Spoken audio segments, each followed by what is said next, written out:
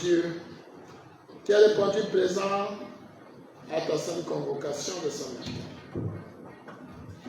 Et que ce message atteigne tous, que ce soit à l'instant même ou plus tard.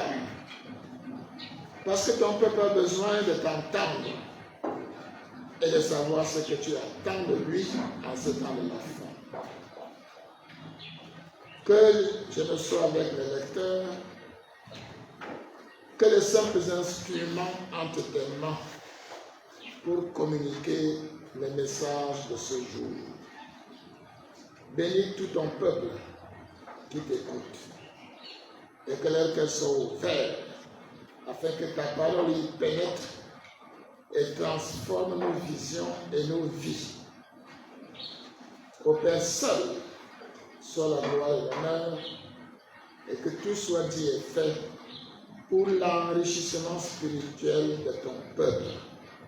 Nous avons ainsi prié au nom de Jésus-Christ, notre Sauveur, notre Seigneur, notre souverain sacrificateur, notre époux, notre tout, notre roi des rois qui vient bientôt. Et le peuple de Dieu dit Amen. Amen. Bonjour à tous, chers frères et sœurs en Christ. Bonjour. Et un bonjour plus spécial à monsieur et madame Naï qui sont là ce matin. Que Dieu vous bénisse tous pour votre présence. En ce temps de la fin, il y a beaucoup de distractions. Tous les événements du monde sont pour la plupart des distractions qui veulent nous dévier de l'essentiel. Je suis arrivé ici à Yaoundé vers 1h du matin parce que l'Esprit me pressait de venir parler au peuple de Dieu à partir d'ici. Et Dieu l'a permis. Frères et sœurs, ce matin, je vais vous entretenir sur le retour de Jésus-Christ. Il y a rien de plus important. Parce que quand il revient là, c'est d'abord pour le bon. Il ne repart plus. Non, il vient sur la terre pour le bon. Après avoir restauré le royaume de Dieu, après avoir opéré le jugement dernier là, certains iront dans les temps de feu, d'autres entreront dans la nouvelle Jérusalem. C'est la ville céleste, là, la nouvelle Jérusalem, qui descendra sur la terre et trouvera Christ avec lui. Donc il ne repartira plus.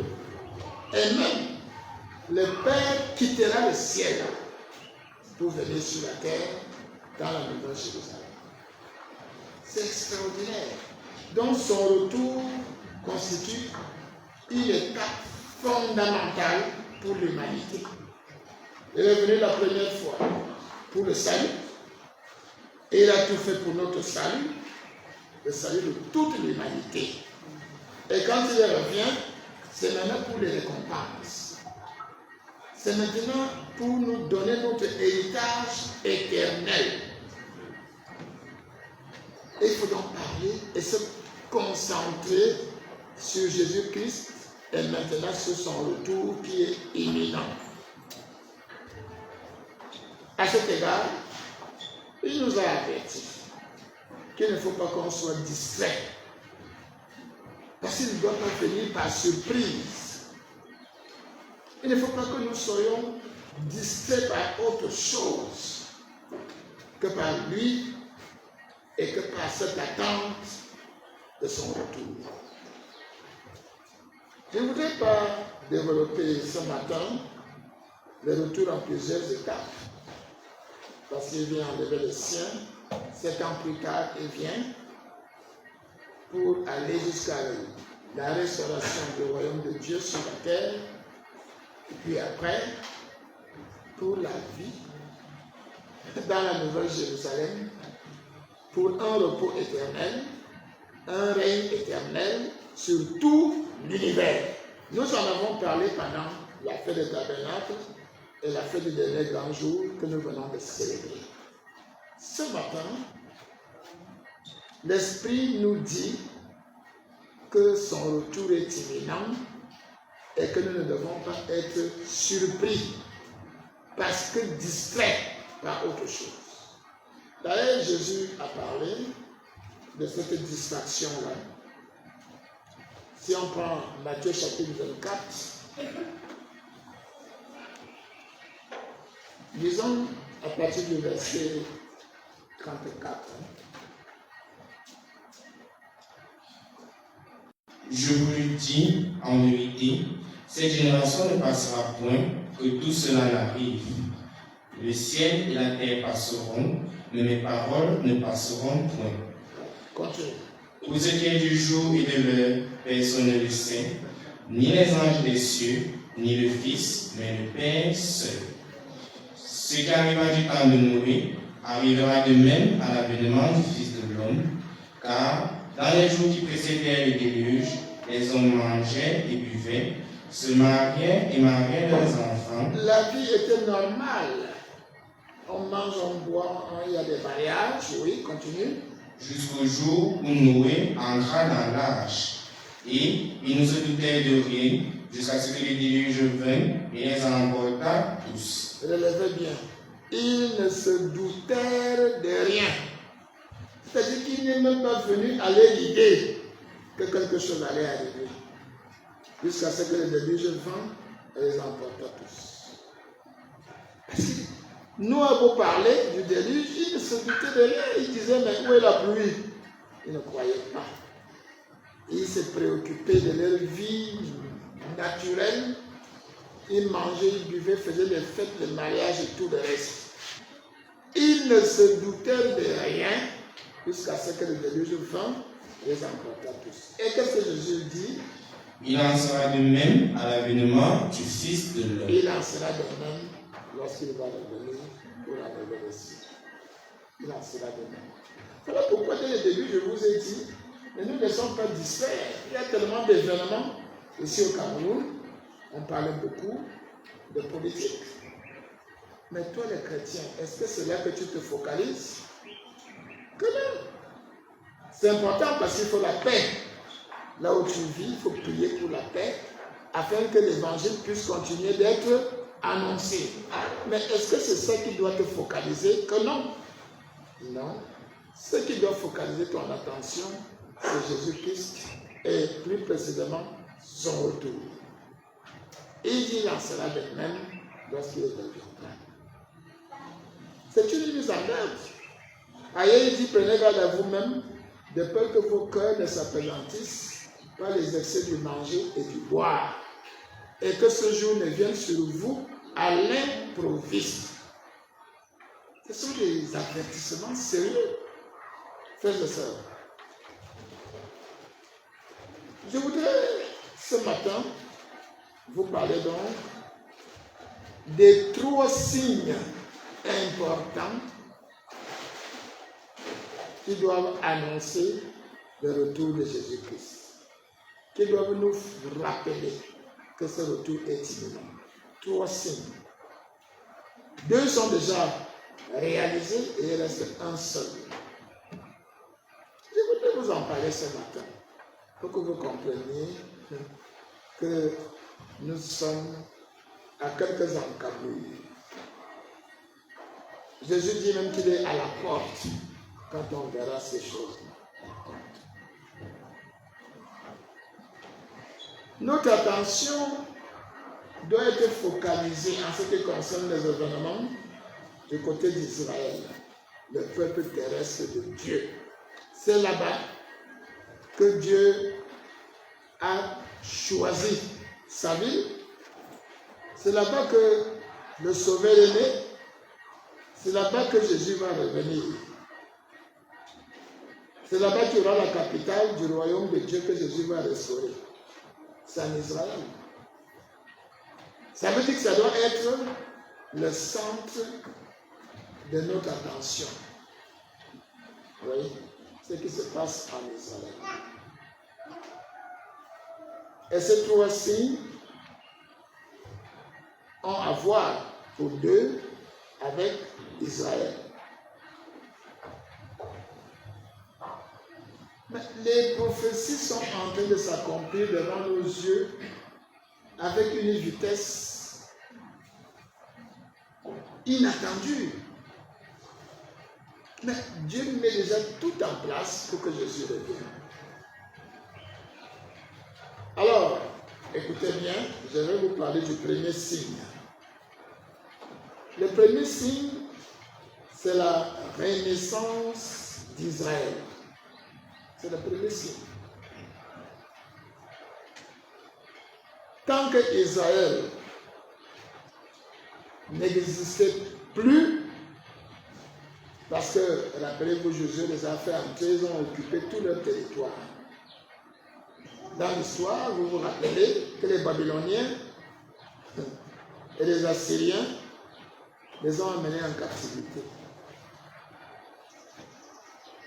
Mais Dieu les a fait revenir 70 ans plus tard sur leur terre. Et quand Dieu les a ramenés,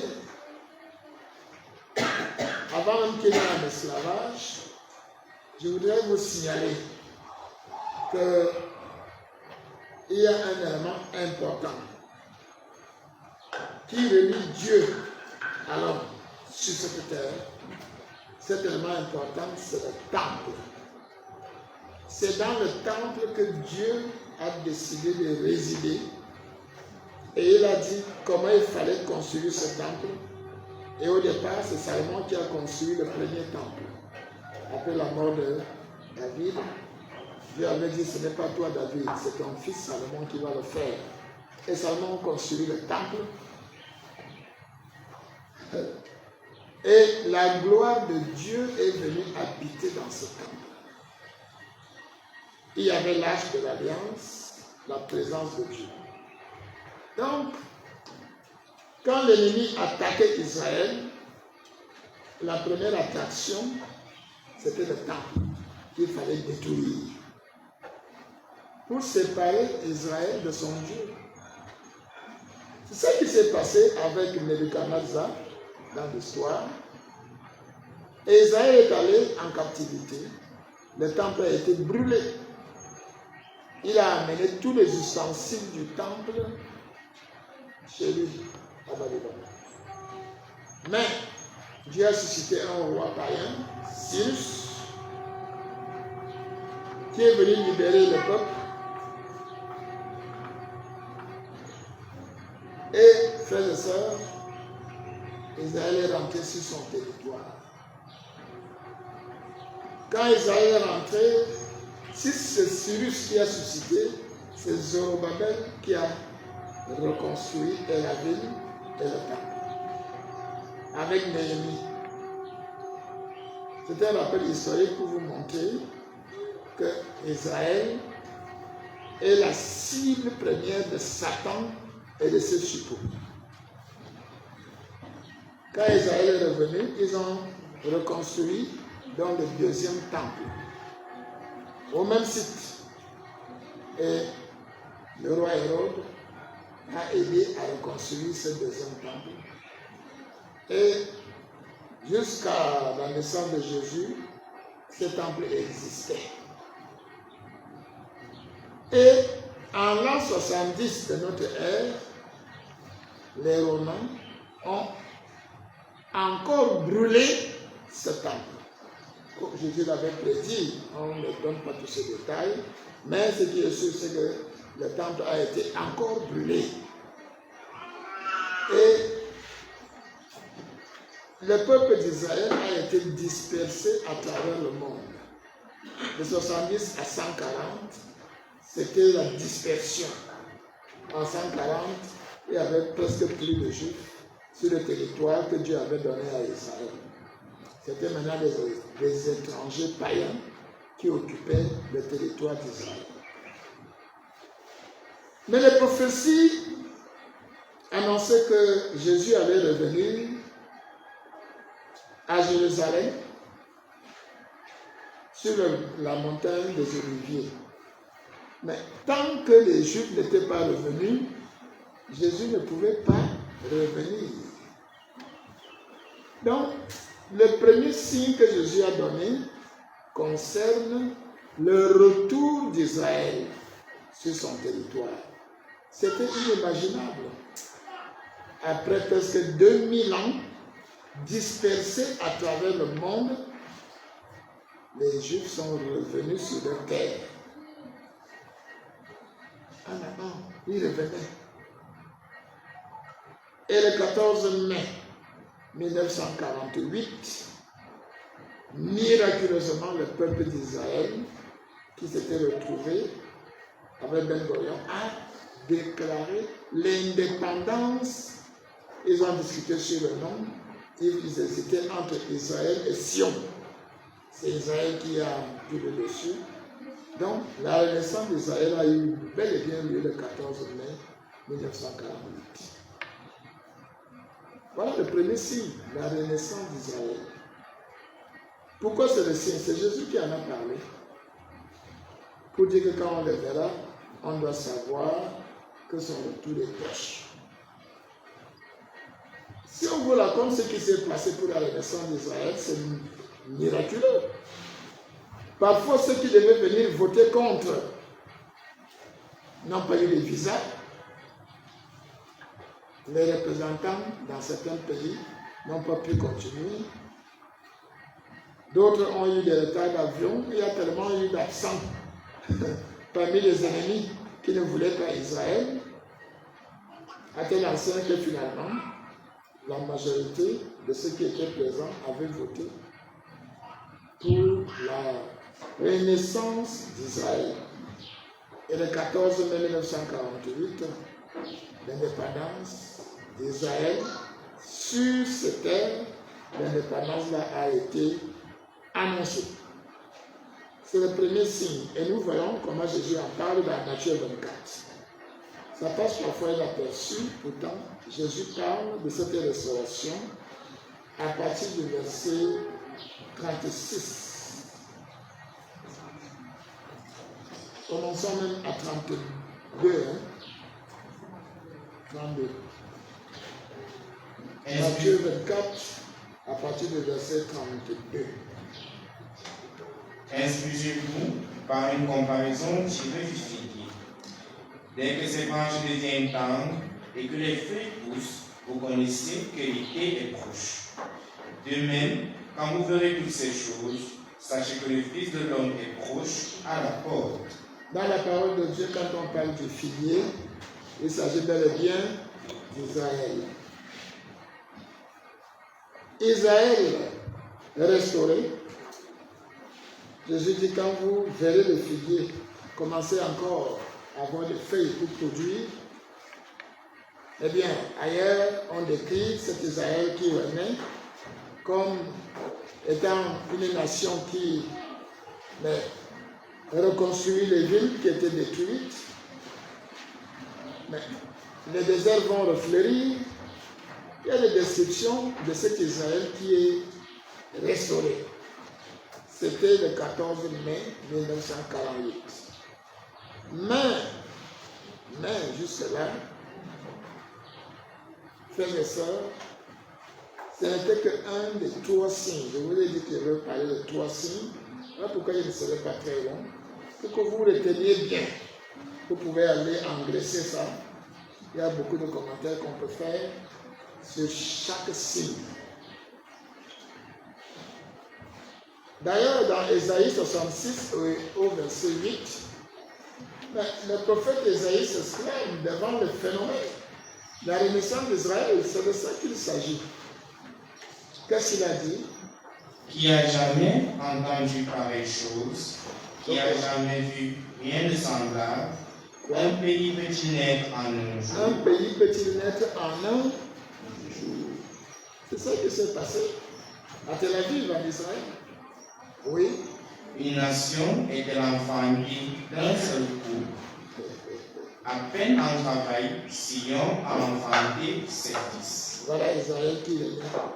En un seul jour, du jour au lendemain, Israël existe et est reconnu par la communauté internationale, sauf par les Arabes. Les nations arabes, ils ont dit à ceux qui habitaient le territoire d'Israël qu'on avait surnommé déjà Palestine, Non, on a changé tous les noms, hein, même la capitale. On avait changé le nom de Jérusalem par un autre Capitolina, oui, je ne sais plus quoi. La monnaie n'existait plus. Mais Israël est né en Palestine. Et ceux qui habitaient le territoire d'Israël s'appelaient les Palestiniens. Les Arabes leur ont dit de partir parce qu'ils vont exterminer des populations israéliennes. Les Palestiniens sont partis hors du territoire. Les Arabes ont attaqué. Des armées arabes ont attaqué. Mais ils n'ont pas pu vaincre Israël. Lisez l'histoire là, et vous verrez, elle-même raconte les miracles qu'il y a eu. Parfois, ils voyaient des cavaliers qui venaient, on ne sait pas d'où ils venaient. Il y avait des vents qui soufflaient, qui abattaient les avions. Les petits Israël qui n'avaient même pas une grande armée a vaincu toutes ces nations pour demeurer sur leur territoire. Miraculeusement. Frères et sœurs, quand Jésus parle de ces choses, lis encore la fin. Qui a jamais vu rien de semblable. Non, on ne parle maintenant à Matthieu 24, parce que Jésus en a parlé quand il a parlé du figuier. Je voudrais entendre les dernières paroles. De même, quand vous verrez toutes ces choses, sachez que le Fils de l'homme est proche à la porte. Déjà, dans le 14 mai 1948, quand Israël est né, dès ce moment-là, Jésus dit, je suis à la porte. Et continue la lecture. Je vous le dis en vérité, cette génération ne passera point que tout cela n'arrive. Voilà. C'est-à-dire que la génération qui a vu la naissance d'Israël ne passera point que le Seigneur ne revienne. Ah oui. Et nous avons des indications sur la durée de vie d'une génération. Une génération dure combien de temps? Psaume 90. Lis le verset 10. Psaume 90, verset 10. Et nous allons voir combien de temps dure une génération pour comprendre que dès la création d'Israël, combien de temps doit s'écouler selon ce que Jésus a dit. Les jours de nos années s'élèvent à 70 ans. Et pour les plus robustes, à 80 ans. Donc une génération, c'est au plus 80 ans. Normalement, c'est 70, mais on peut aller jusqu'à 80 ans. Si nous prenons 1948, vous ajoutez 70 ans. Ça veut dire que 70 ans, c'était en quelle année? 2018. 2018. Voilà 70 ans. Mais la miséricorde divine peut ajouter 10 ans. Ça veut dire que la patience divine commence en 2018. Frères et sœurs, est-ce que nous sommes ensemble? Amen. Maintenant, plus 10 ans, ça nous amène où? 2028. Je n'ai pas donné de date, mais je vous explique ce que Jésus a dit. La génération qui a vu Israël en 1948, c'est en 2028 que cette génération est terminée. Fini. D'abord, pour avoir vu, ça veut dire que tu étais déjà né avant. Méditez cela. Il a dit, quand on verra Israël en train de rebâtir, de refleurir le désert, et tout, il est à la porte. Donc, notre dernier délai là, que Jésus a donné, c'est 2028. Prenez cela au sérieux, hein? Parce qu'on perd de vue ces vérités-là, et pourtant elles sont dans notre Bible. Ça, c'est le premier signe. Et nous avons déjà expliqué plusieurs fois que nous sommes dans la période de patience. C'est la patience divine maintenant. On a dépassé 70 ans. Les 10 ans là, c'est le bonus. C'est là-bas que nous sommes déjà.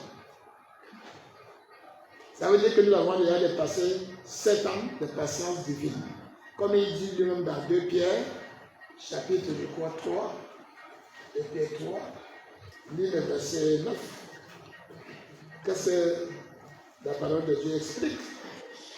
Le Seigneur ne tarde pas dans l'accomplissement de la promesse. Il ne tarde pas. Oui. Comme quelques-uns le croient, mais il use de patience envers vous, ne voulant pas qu'aucun périsse, mais voulant que tous arrivent à la repentance. Voilà pourquoi Jésus n'est pas encore arrivé.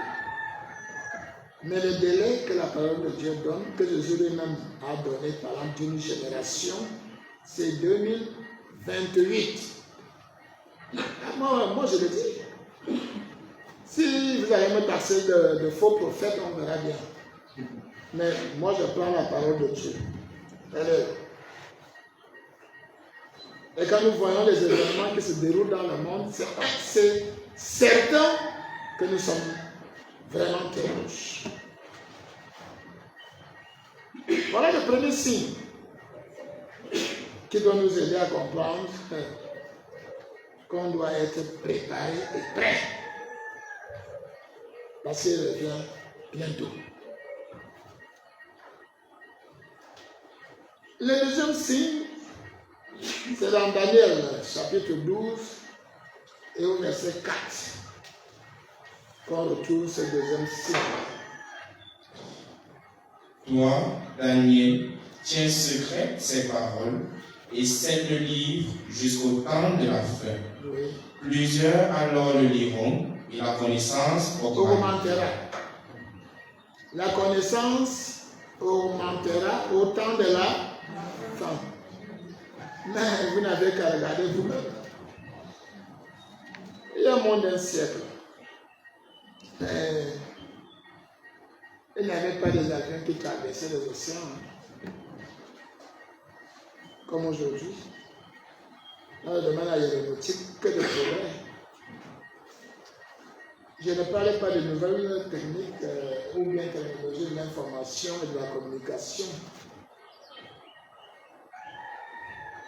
J'avais un grand-père, quand il me dit, la télévision n'était pas encore vraiment ici au Cameroun à l'époque.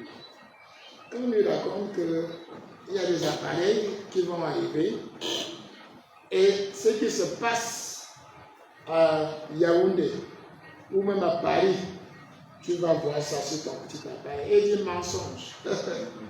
Après, il appelle son frère qui était de l'autre côté. On dit, mais tu l'appelles, tu l'as vu? Il dit, si tu ne le vois pas qui est en face là, c'est ce qui se passe à Yaoundé que tu vas voir. Il dit, il avait un terme, pas de sauce, ça dit pour nier. On dit, les Américains sont sur la lune. Le soir, il m'appelle. Il dit, comme les Blancs vous trompent, voici la lune, montre-moi les Américains. Il y a des hommes là. Je lui dis, tu ne peux pas voir la lune est si loin que tu... Il dit, non, que les Blancs arrêtent de vous tromper. C'est-à-dire, le psaume 8 nous dit que Dieu nous a créé de peu inférieur à qui? À Dieu lui-même. C'est pour ça que j'ai dit, on va corriger notre cantique. Ce n'est pas de peu inférieur aux anges, non. De peu inférieur à Dieu. Donc la hiérarchie a changé. Après Dieu, c'est l'homme. Et après les anges, que tu as créés pour qu'ils soient à son service, pour rendre le ministère en faveur des saints. Non. Regarde, mais dans la Bible, quand on lit par exemple Apocalypse 1, lis le verset 7.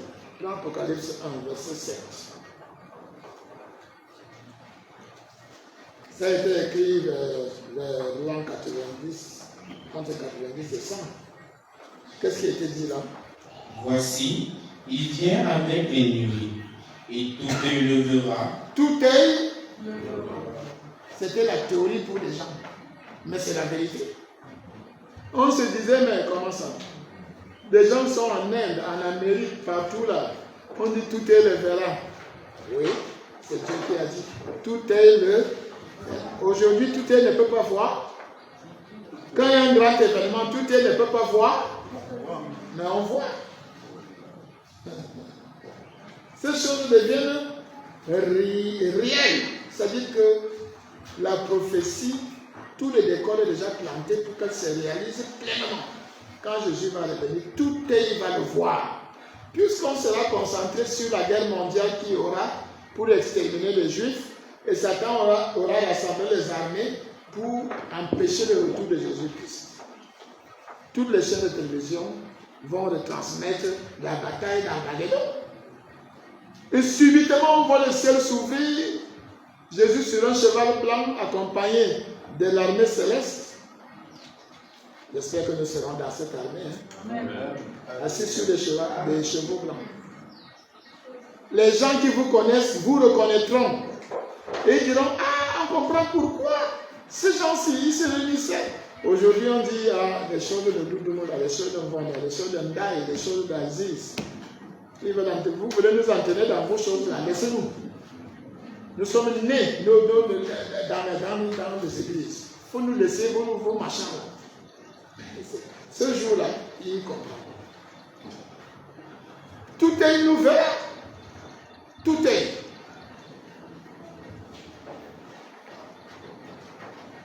Quand les deux témoins vont mourir, vous savez qu'il y a les deux témoins que Dieu va envoyer lors de la grande tribulation.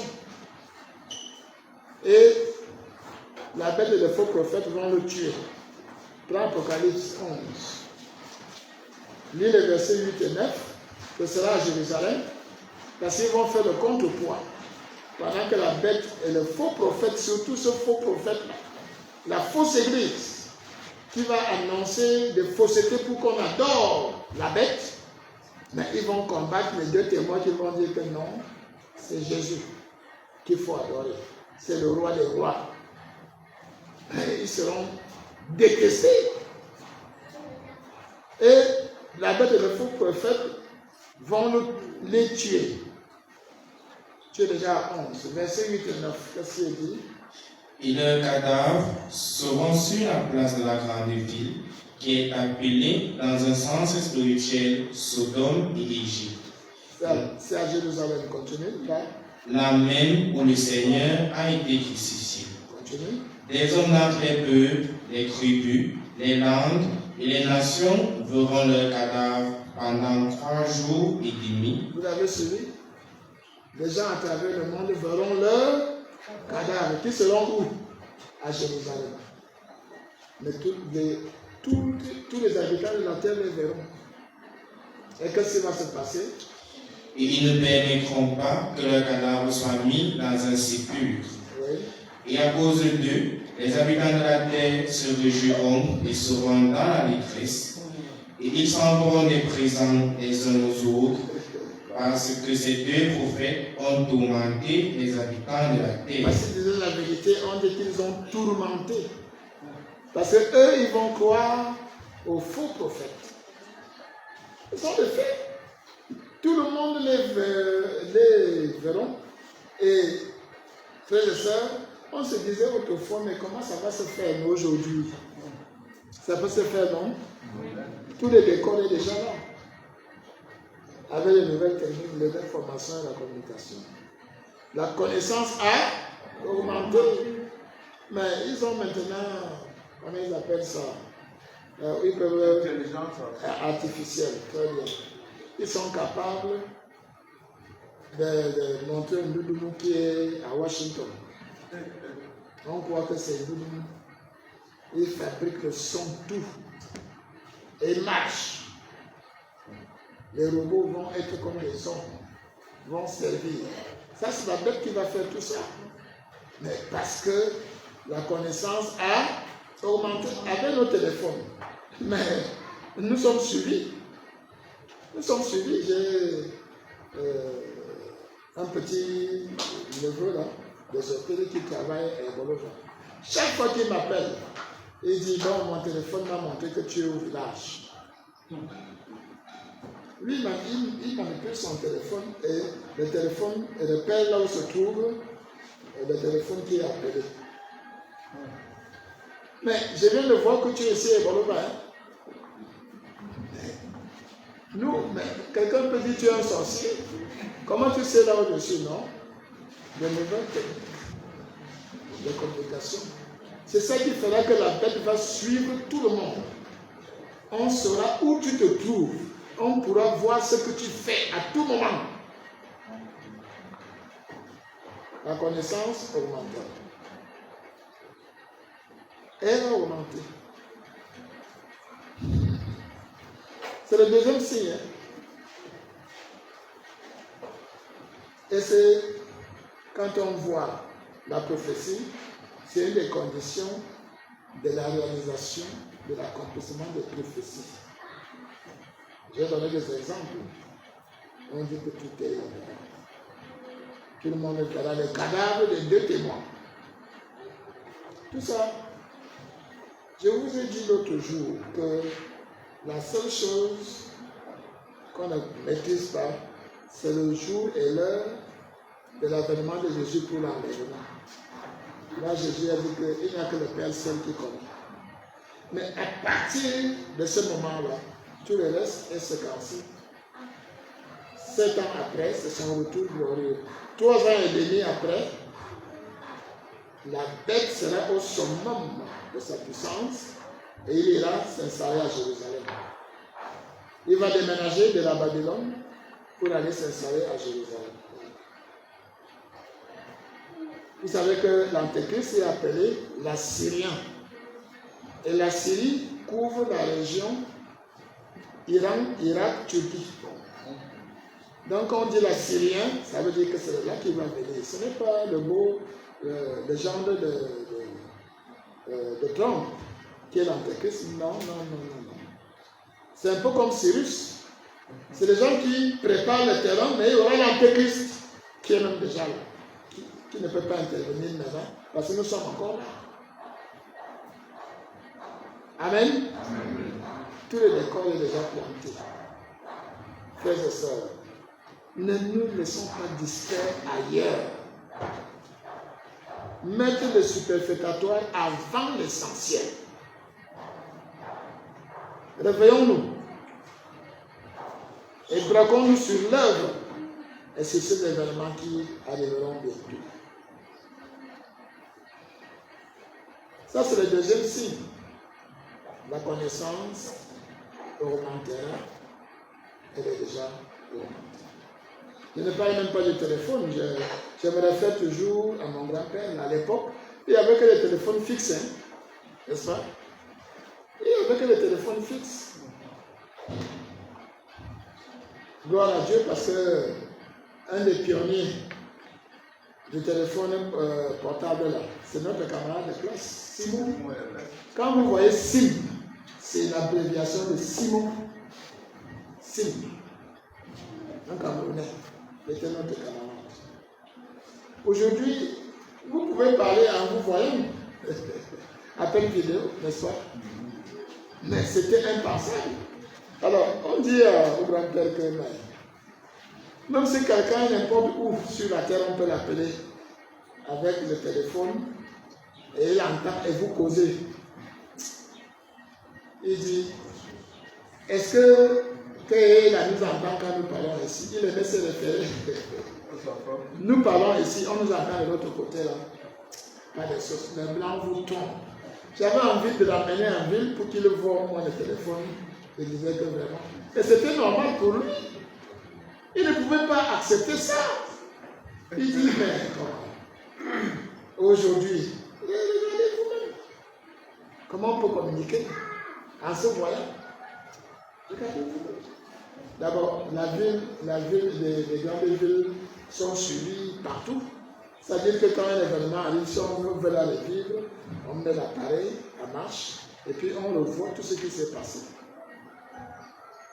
La sécurité peut déjà, au Cameroun, dans certaines villes, il y a des caméras partout, suivre tout ce que nous faisons et reconstituer la vérité. Ça, c'est terrible. C'est ça, la connaissance qui a remarqué. Donc, la bête va utiliser tout ça pour la servir. Ils seront ivres du sang des saints. Ivres.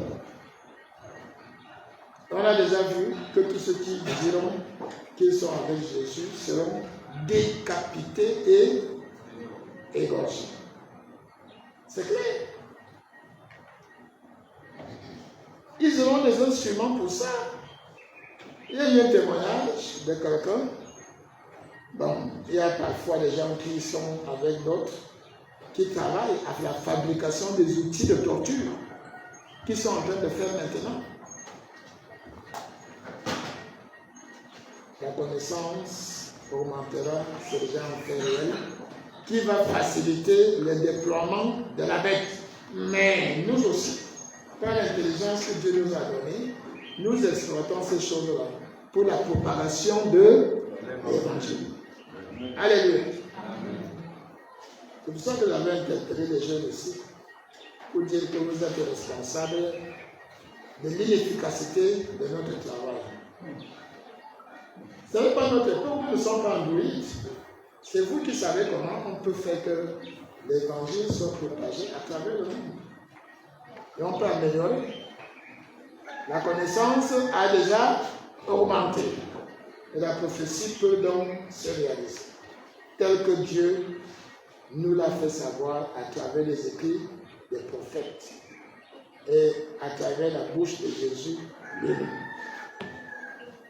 Les derniers éléments, j'ai dit 3 signes, les derniers signes que nous trouvons dans la Bible, c'est la reconstruction du temple à Jérusalem. La reconstruction d'un 3e temple à Jérusalem. Pourquoi? Parce qu'il est prévu que la bête ou l'antéchrist va aller s'asseoir dans ce temple et se proclamer lui-même Dieu. Pour aller s'asseoir dans un temple, il faut d'abord que le temple soit construit. Dans 2 Thessaloniciens, chapitre 2, du verset 1 au verset 4, parce que c'est Paul. Vous savez que Paul a été le premier, sinon un des premiers, à avoir la révélation sur le plan de Dieu. La crucifixion, l'ensevelissement, la résurrection, c'est Paul. Et il explique que cette révélation n'a pas été faite pendant des générations entières et que Dieu a décidé de ne le faire qu'à son Église, à l'Église de Christ. Alors, c'est Paul qui écrit donc aux chrétiens dans 2 Thessaloniciens, parce qu'à l'époque, il y avait beaucoup de cancans sur l'avènement de Jésus-Christ. Qu'est-ce qu'il dit pendant ce verset 1 sur verset 4?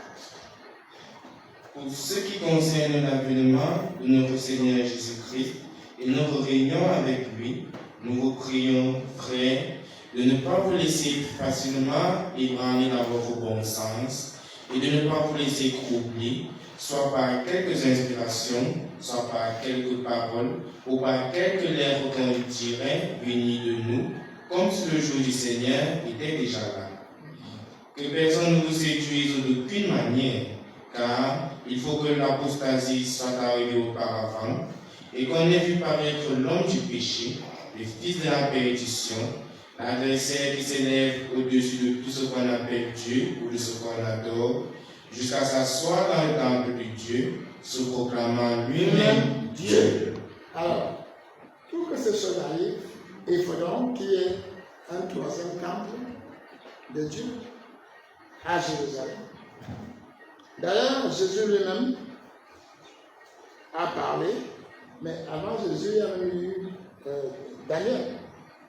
Daniel qui parle de l'histoire d'Israël dans Daniel chapitre 9, et au verset 27, il parle de la fin de l'histoire d'Israël. C'est le dernier signe. Au verset 27 de Daniel 9.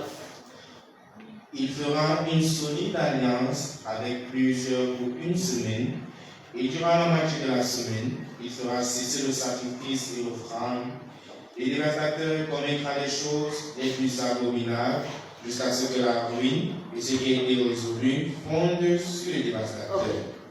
Il fera cesser quoi? Ça veut dire que les sacrifices vont reprendre en Israël. Le temple sera reconstruit, les sacrifices vont reprendre, et c'est l'Antéchrist qui va intervenir après 3 ans et demi. C'est-à-dire, après l'enlèvement, il y a 7 ans, jusqu'au retour de Jésus-Christ. Mais 3 ans et demi après l'enlèvement, la bête va prendre tout le pouvoir et il va s'installer à Jérusalem, interrompre les sacrifices dans le temple et s'asseoir dans ce temple et se proclamer lui-même Dieu. Les études ont déjà été faites ici, sur le 13e chapitre d'Apocalypse et bien d'autres. Donc il est dit que cet Antéchrist va confirmer une alliance. La bonne traduction. Eh bien, nous suivons les événements. Nous suivons les événements. Et nous savons que Israël et ses voisins sont déjà liés par une alliance qu'on appelle les accords d'Abraham. C'est Trump qui a organisé ça. Et maintenant, il faut que l'Antéchrist vienne, que quelqu'un vienne pour confirmer. Mais Trump a dit que lui est venu, Dieu l'a envoyé pour faciliter. Et ceux qui veulent s'opposer, il a dit je vais envoyer l'enfer sur vous, si vous résistez. Et je crois que vous savez bien qu'il y a une convention. Donc, on est en train de signer certaines dispositions. Et il y a une disposition qui concerne le temple. Il faut négocier pour la reconstruction d'un temple à Jérusalem. S'agissant de ce temple, il faut vous dire que pour Israël, ils sont prêts. Ils ont les plans que Dieu a donnés. Ils ont les plans. Il les avait même présentés à Trump lors d'une de ses visites. Et ils ont déjà fabriqué tout pour la construction de ce temple. Et ils disent qu'ils peuvent reconstruire ce temple en moins de 3 mois. Non seulement ça, mais ils ont déjà recréé tous les ustensiles, tous les vêtements. Savez-vous qu'ils ont déjà désigné un souverain sacrificateur? Savez-vous que la science a découvert que les descendants d'Aaron, on peut les reconnaître à travers certains éléments, je ne suis pas scientifique. Hein? Voilà. Avec particulier. Voyez comment Dieu fait les choses. Donc on reconnaît les descendants d'Aaron qui doivent être les sacrificateurs et on les forme. Ils sont en formation pour les sacrifices. Il a manqué la génisse rousse pour les rituels de purification. Ils ont trouvé aux États-Unis et ils élèvent. Ils élèvent des vaches rousses. Donc tout est prêt. Tout ce qui manque, c'est le site. Alors, Dieu a commencé à préparer le terrain. Parce que comme Israël était sous possession étrangère, en juin 1967, miraculeusement, Israël a repris la vieille ville, là où il y a le mont du Temple. Miraculeusement. Mais Dieu a encore mis les fronts là, parce qu'il y a eu un accord où le mont du Temple est administré par le WAC jordanien. Ce sont les Jordaniens musulmans qui gèrent administrativement le mont du Temple.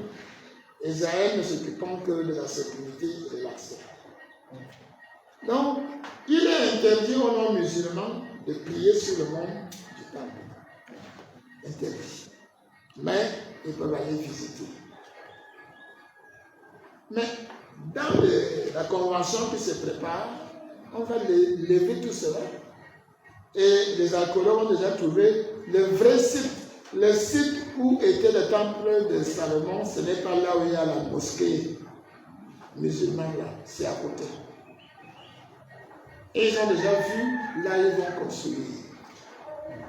Et les accords en cours sont en train d'aborder ce problème de site où il faut construire le troisième temple. Vous entendez? Ça donne des frissons de voir comment Dieu met tout en place. Et c'est l'Antéchrist qui va finaliser ces accords-là. Trump ne fait que faciliter, comme Cyrus avait facilité. Et c'est Zorobabel qui avait construit. L'Antéchrist vient, assyrien, dit la Bible. A dit sera de la région. L'Empire romain a une partie occidentale et une partie orientale. Et la Bible nous précise d'où viendra l'Antéchrist. Ce n'est pas les États-Unis ni l'Europe. Frères et sœurs, tout le décor est planté. La guerre Gog et Magog. Et regardez ce qui se passe en Russie. Et regardez les rencontres qu'il y a entre la Russie, l'Iran et la Turquie. C'est la tête de file des armées coalisées qui vont attaquer le nord d'Israël. Et Dieu a dit que c'est lui-même qui va intervenir. Il dit, la colère va me monter dans les narines et je vais intervenir et le monde entier saura que je suis le vrai Dieu. Tout ça est imminent puisque les têtes de file se concertent. Ça peut aller trop vite.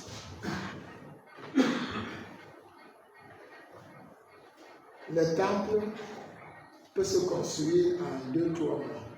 Parce que tout est déjà prêt. Et je voulais vous dire tout à l'heure que Jésus lui-même a parlé de ce temple-là. Dans Matthieu 24, au verset 15. Jésus a parlé de ce temple. C'est pourquoi, lorsque vous verrez l'abomination de la désolation, dont a parlé le prophète Daniel. Que nous venons de lire au verset 27 de Daniel 9, Jésus rappelle ça. Continue. Établi en lieu saint, que celui qui lit fasse attention. Nous, on fait attention. On sait que c'est ça que Daniel avait annoncé. La révélation divine à Daniel. On vient de lire au verset 27.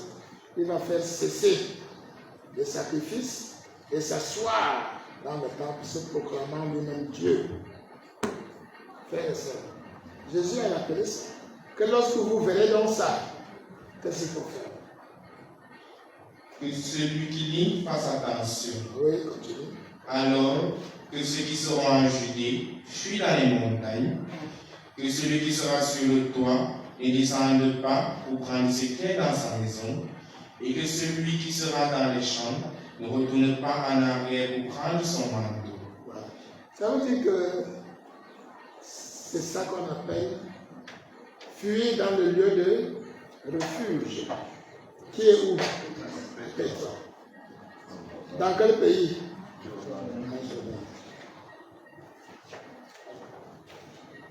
D'autres appellent Pétra, Bosra. C'est là-bas que les Juifs iront se cacher dans le lieu de refuge. Parce qu'ils comprendront ce qui est en train de se passer. Alors la prophétie, tout le décor se plante. Tout le décor se plante. D'ailleurs, le problème qui reste, c'est le site. Le site. Nous savons que le site, le nom du temple, se trouvait dans la vieille Jérusalem.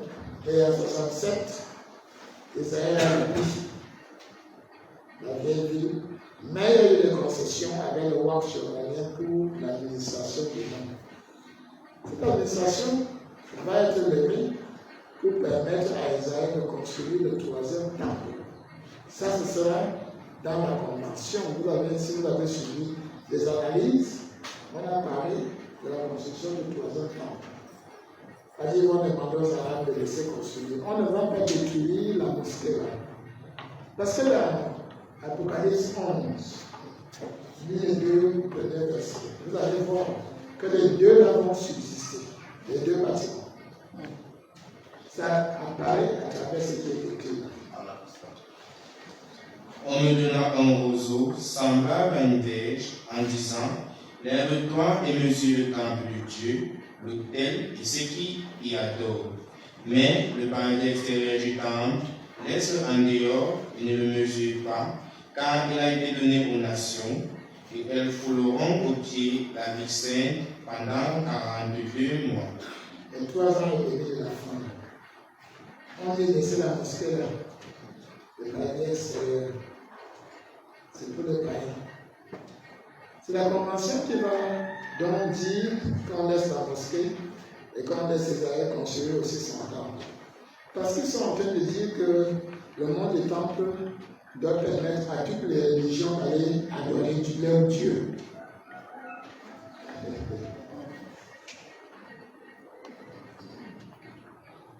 Suivez ces choses-là et cela doit vous aider à comprendre que nous sommes aux derniers instants de ce présent monde. Jésus est à la porte. Il est à la porte. Le jour où cette convention sera définitivement signée, et vous savez pour combien de temps ils ont mis? Pour 7 ans. Un accord de paix pour 7 ans. C'est souvent comme si c'était l'amusement. C'est ça la prophétie. Une semaine de guerre, là, c'est 7 ans.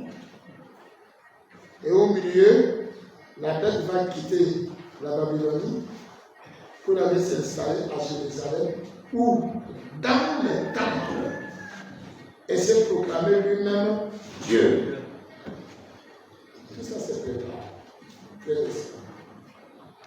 L'Esprit m'a poussé donc à venir vous parler de ces 3 signes qui sont en train de se réaliser devant nos yeux. Qu'on ne soit pas distrait par autre chose. Souvent, lorsqu'on commente là, on a brûlé, on a fait ceci, après mon esprit se lève. Je vois Jésus qui revient. Alors, tout ça, ça a une importance. Quel que soit là où tu es, ce que tu es, quand Jésus revient, ça a une importance. Il t'enlève pour t'amener dans l'éternité de Dieu. L'heure d'abondance, tu entres dans l'éternité une fois pour toutes à l'enlèvement. Et tu retrouves les tiens qui sont déjà là-bas. C'est pour le bon. Et quand Jésus revient là, le dernier rang de la résurrection des saints aura lieu. C'est Apocalypse 20, verset 4. Et puis, ce sera terminé.